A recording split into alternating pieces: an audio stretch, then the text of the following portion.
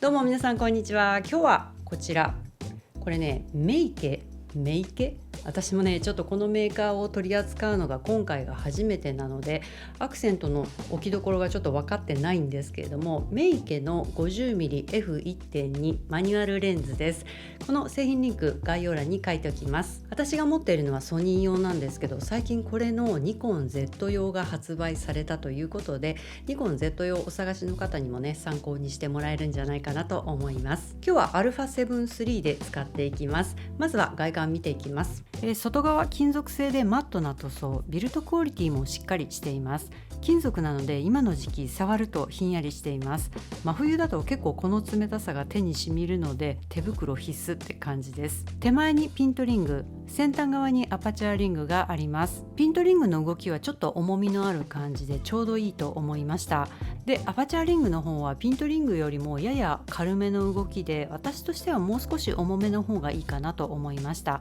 なんかの拍子にちょっと触れるとリングが結構簡単にずれちゃうので、知らないうちに F 値が変わっちゃってるっていうのが何回かありました。ピントリング、アパチャーリングともに無段階で動きます。で、耳を近づけるとリングを回転させる時の摩擦音が聞こえるので、動画撮影に使うという方、カメラ周りにマイクを置くとちょっとねその摩擦音も入っちゃうかもしれないです。レンズの重さが 700g ということで結構ずっしりしています。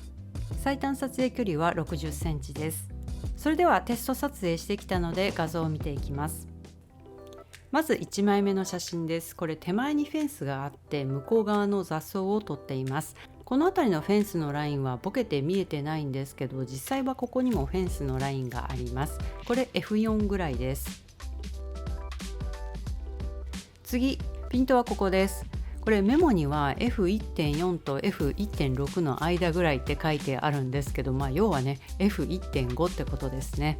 このレンズアパチャーリングが無段階調節なので、今言っている F 値も確実な F 値ではないです。だいたいこの辺ってことでメモしておいた数値を言っています。この写真かなり個性的なボケが出てて面白いですね。この辺は半円っていうか魚の鱗のようなボケが出ていて、こっちの方にはレモン型のボケが出ていて、ちょっとね癖のある昔のレンズみたいな感じです。で、次の写真、ちょっと目につくのが樽型の歪みです。端っこあたりを見てもらうと分かりやすいんですけど、縦のライン、横のライン、樽型にカーブしてますね。他の写真でもこの傾向を見られたので、どうしても気になるっていう場合はライトルームとかで補正するといいと思います。結構簡単にできます。で、次、ボケの感じの違いを見比べてみるっていうことで、こちらが F1.2、こちらが F2.8 です。これ最短撮影距離あたりで撮ったんですけど、ボケはどちらも綺麗ですね。で、拡大してみるとちょっとこの辺に緑色っぽいフリンジが出てるのが見えます。で、次です。これ F1.2 です。斜め上ぐらいからの逆光の状態で、このフレアがドーンとかなりの存在感で現れました。ここまでがっつり出るとわざとこれを利用して撮りたいなと思いました。で、こちらさっきの逆光から少しレンズの向きを変えて撮ったものです。同じく F1.2 です。これ端っこの方玉ボケがレモン型になってるんですけど、これのおかげで全体的にぐるぐるボケみたいな感じになっていて、この感じも面白いなと思いました。雨上がりの水滴に光が当たっている様子とかを撮るのも楽しそうです。で、こちらも F1.2 です。前ボケでふんわりとしたフレームを作って撮ってます。次、ピントはこの映り込みの方です。これは F 値メモし忘れてました。この写真の場合、背景のボケが個性的で、ボケてるっていうよりもブレっていう感じのボケ方です。これは F1.4 です。ピントはこの辺です。このレンズ F1.2 とだいぶ明るいレンズなので、今回 F 値低めの写真多めに撮ってきました。これは奥の人物にピントを合わせたつもりだったんですけど、さらに向こうの窓枠の方にピントがいっちゃってました。F1.6 です。もっと絞って撮ってもよかったんですけど、このコートを着た人が通ったのが一瞬だったので F 値を触ってる間がなかったっていう感じです。次、こちら F2.8 です。自転車のハンドルのところにピントあります。さっきも言ったんですけど、本当このレンズの背景のボケ方、個性がありますね。独特です。これ F8 です。絞るとキリッとシャープな写りです。ピントはこの提灯のところです。こういう建物とか看板とかのまっすぐのラインが入る写真だと、さっき言った樽型のカーブが目につきやすいかなと思います。この写真も全体的にグワーンと丸いっていうか、こうカーブしてるのが分かりやすいです。こんな感じでライトルームでレンズ補正、手動で歪みを触って直すっていう感じです。ライトルームについても概要欄にリンク書いておきます。次 F2.8 です。お花にかかっているフィルムの質感とかもしっかり写っていると思います。これは F2.8 と F8 です。ピントはどちらもこの辺です。背景のボケの差を比較できます。これ F1.2 で最短撮影距離ぐらいです。この辺なんか二重線みたいになってますね。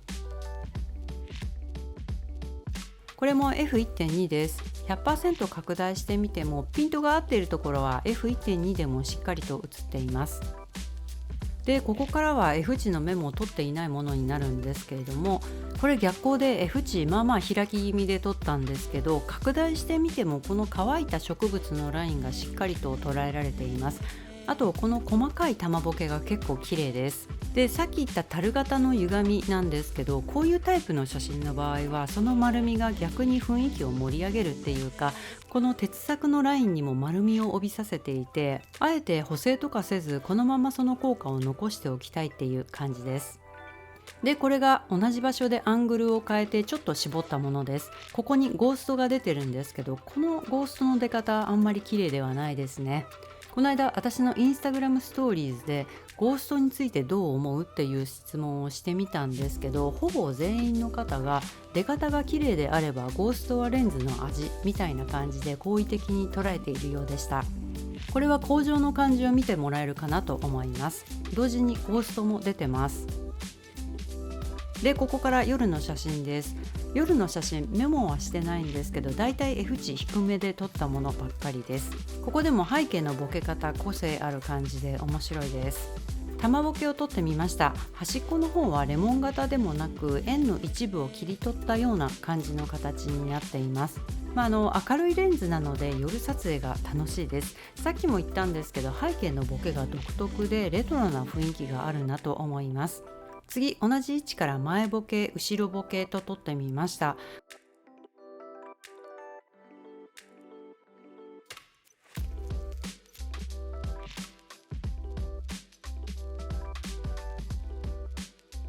こういった夜の街のライトも色のりがいいなと感じました。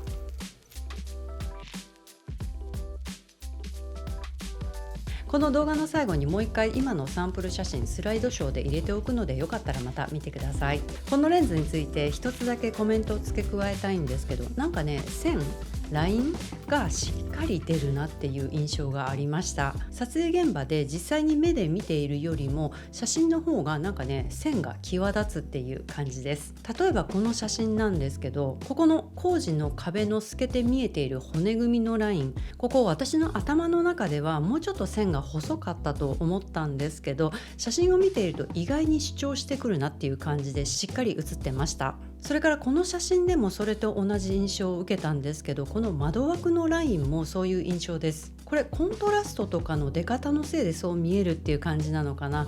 理由はよくわからないんですけど、そういう印象を受けました。それからこのレンズを使ってみての第一印象なんですけど、撮ってて結構ね楽しかったです。これ開放が F1.2 ということで、絞らないで撮るのと絞って撮るのとでは同じ場所で同じものを撮ったとしても全く印象が変わるし、表現の幅がね広いです。で、ちょっとマイナスポイントだなと思ったのが最短撮影距離です。これ最短撮影距離が60センチなんですけども、ちょっと寄り切れない場面っていうのがね何回かありました。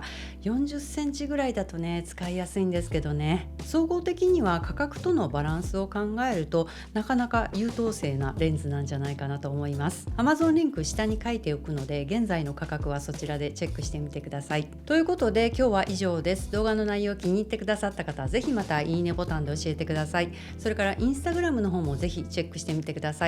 お知らせとかはインスタグラムストーリーズでやっています。それではまた次回お会いしましょう。さよなら。